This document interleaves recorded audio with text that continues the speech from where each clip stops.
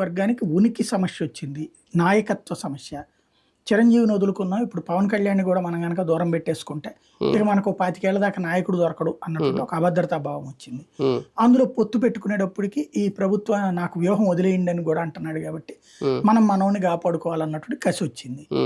ఈ రెండు సామాజిక వర్గాలు కలవు కదా అని చెప్పేసి వైఎస్ఆర్ కాంగ్రెస్ పార్టీ భావించింది. ఈ రెండు సామాజిక వర్గాలు చాలా బలంగా కలిసినాయి మొట్టమొదటిసారి. ఆ కలయిక అన్నటువంటిది అతిపెద్దదైనటువంటి ఇది. రెండవది నా బీసీ, నా ఎస్సీ, నా ఎస్టీ, నా మైనారిటీ అంటం వల్ల ఓసీ సామాజిక వర్గాలన్నీ ఒక్కటైనాయి. ఆ ఇంపాక్ట్ కనిపించింది. ఇకపోతే ఎస్సీల్లో వచ్చేటప్పటికి ఓ పక్కన ఆర్థిక ప్రయోజనాలు అందరితో పాటు ఇస్తున్నారు.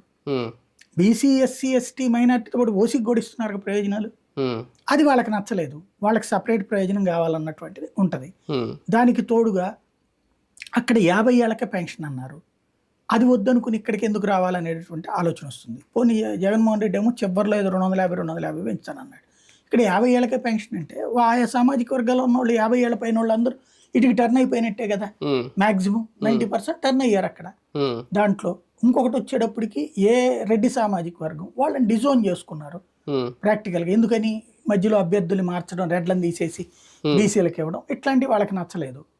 ఇంకోటి వాళ్ళని తినేయలేదు. పక్కన పేరేమో